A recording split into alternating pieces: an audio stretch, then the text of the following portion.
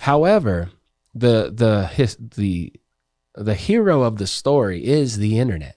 The internet is allowing us, at a time when 4.5 decades of research and the tools being discovered and being used. It's got to get out there. It's got to get out there fast, and there's absolutely no way without that. That's right.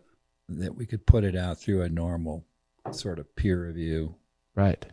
Publication type. Right. And why would we? Why would we want it peer reviewed by a limited limited pool of peers? The peer reviewers are going to be, one of the things about scientists is that you are sort of rote taught to be a skeptic. And that's all good. But at some point you have to make a decision. You can't just get lost in the idea that it's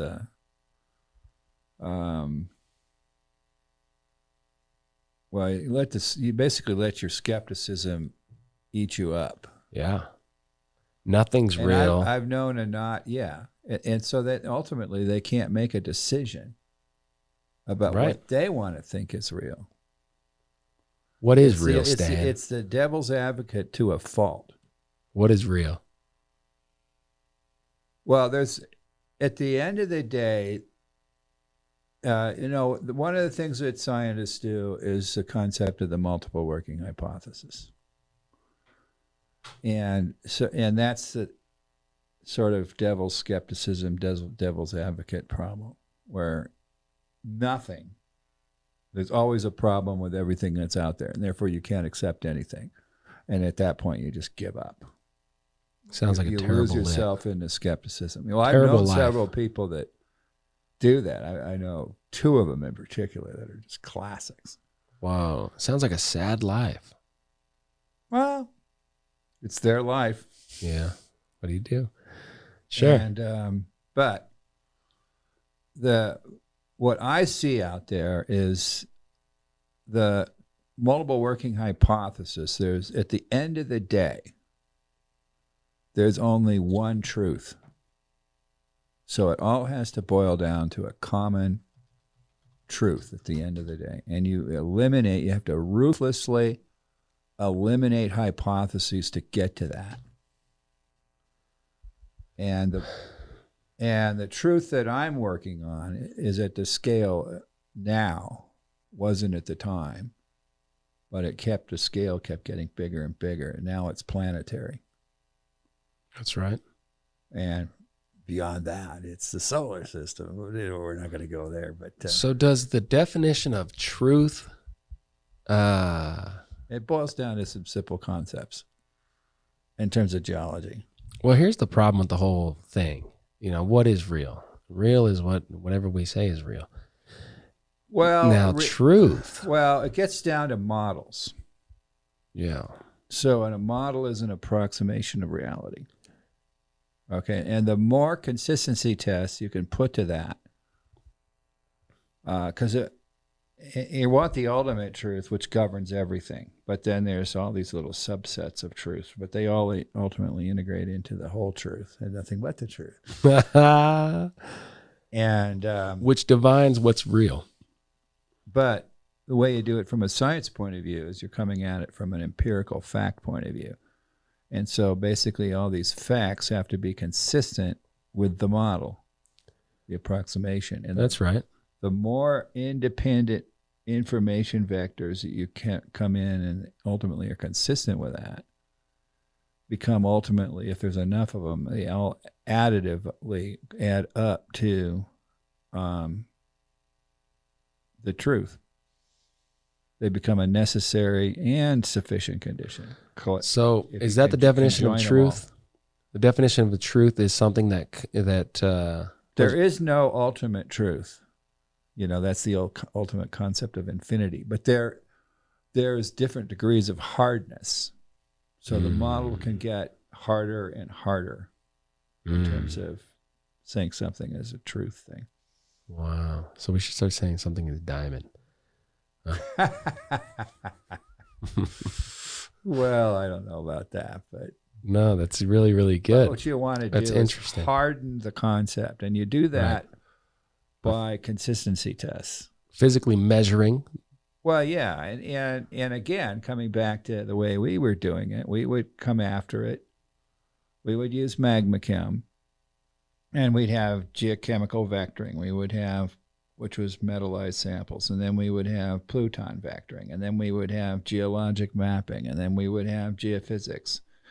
And all of those data sets would integrate into a point on a map, which would be a drill hole. Right. And not only it would be a point on the map, it would be a certain depth. So it'd be a three-dimensional target. Wow. And then what would happen is you'd drill a hole there and say, okay, is it there or not? That's amazing. And we had it coming. We were constraining what it could be before you ever get to the drill hole. Too many people just want to pull the trigger too quickly. Right. Test my hypothesis. I don't know. I'm just coming up with bullshit. There's ways of, you have to control the hypothesis as you get down to ultimately the drill hole scale. So you're coming from the big picture down, down, down, down, down. Each one you're testing. You're going through layers of logic. Does that hardening the truth? Yeah, or hardening, in this case, the drill target. And then once you get it to that point, then it becomes, okay, this is the moment of truth. Is it there or not? Is it there or not? Wow. And then what is real? So if truth is true. So if you find your resource in this case, yeah, then you can say, okay, that is a small measure of reality. Your ore deposit just went from theory to fact. Wow. How so, much is there? And in terms of a lot of the so-called conceptual discoveries that I've made, it's like you've got this huge universe of random stuff, and you're reaching into that, and you're trying to find certain facts, and then you're trying to put them together, and then you're trying to make them into a model. In many of these cases, some of the models are unique enough that nobody's seen them before.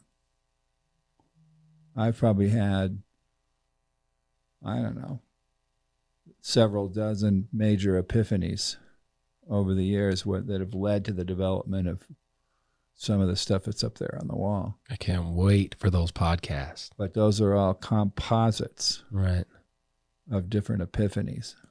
Gosh, so it started truly for you, Magma Metal Series, They and weren't just drill MagmaChem. holes. Drill holes were what brought some money in the door. Sure.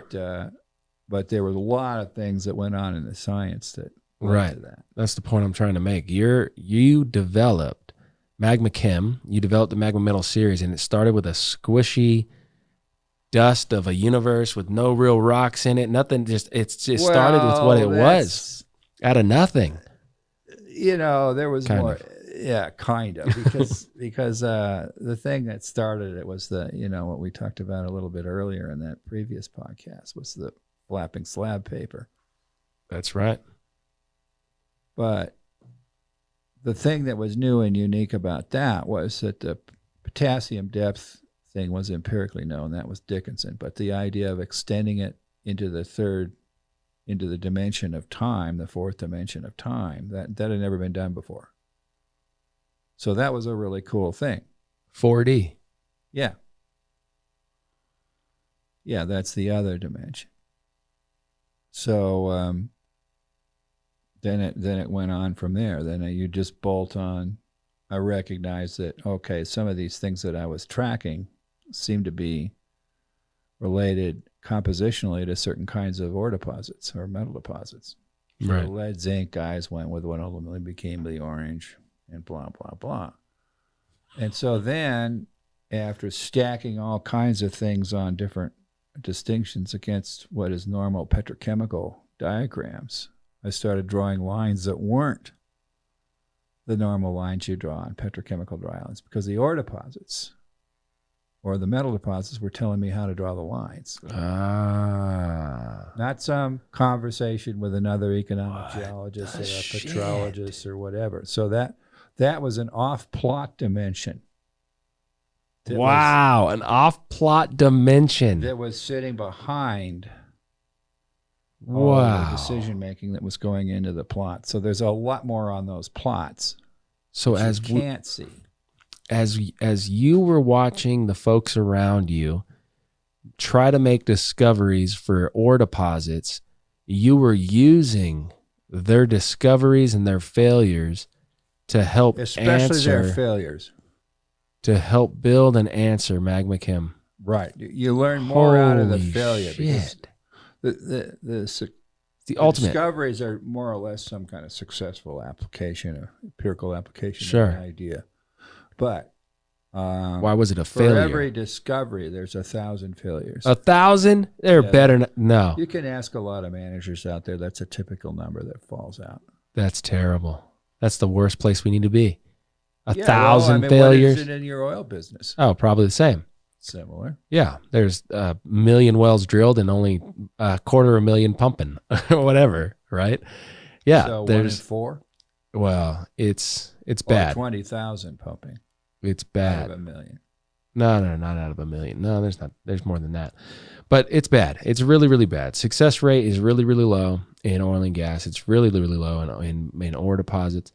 But Yeah, it's even lower in ore deposits. the amazing epiphany I had while you were talking, and this might not be interesting or an epiphany to other people, but there's a big difference to me between a room of people that are reading textbooks about how to find oil and gas and someone who's reading all those textbooks and also And using the practice of it.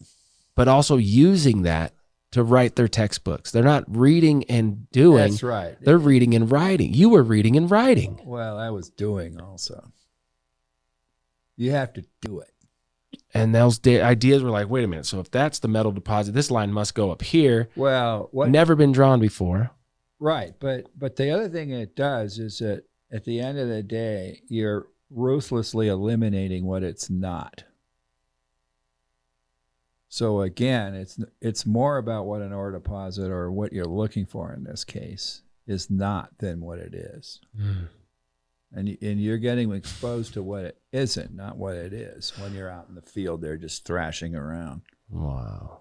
And you have to sort through all of that, the negative information.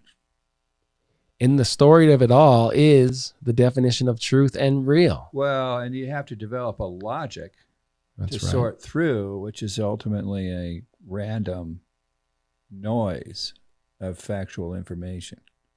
Because the models that we have right now are not sophisticated enough, or not detailed enough to have any predictivity to it. So, and that's the ultimate test of a model, is its predictivity.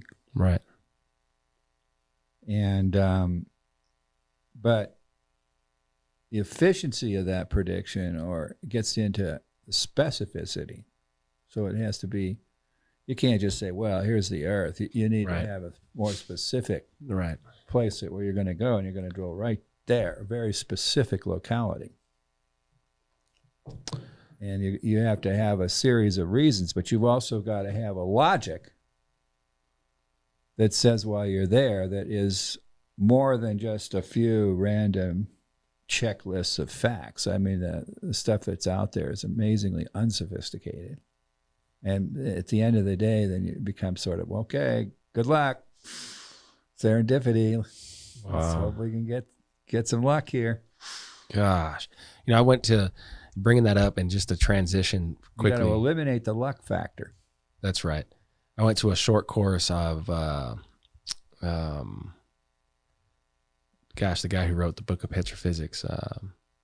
He's an ex-military guy. Wow, I forgot his name. George Asquith out of Texas Tech. He's like the guy when it comes to petrophysics, mathematically manipulating a physical measurement of a drill hole. And he's come out, he's very successful, and he's helped the industry find a lot of oil and help understand their reservoirs better. And I said, after the short course, I said, hey, will you sign my book? He's a legend, and he's a great guy. He would even come on the show, I bet. He's a great guy. Super loud, just an old military guy. And he goes, yeah. And I said, and throw a quote in there if you got one. And he said something like, George Asquith, oil is where you find it. Well, Good that's- luck or something like that. Over on the metal side, it's even better known as gold is where you find it. Yeah. Yeah. Yeah. It's the same idea. And to maybe me, that's a cop-out. yeah. That's right. To me, I was Whenever like, somebody tells me that, I get mad. well, I got more curious. I turned mine into I get curiosity. challenged. I say, you're not going to get away with that. I love that. It's there. It's there for a reason, and you just couldn't find it. So you gave up and said gold is where you find it. No, no, no, no. It's there for a reason. You just couldn't get there. Yes. That's a fact.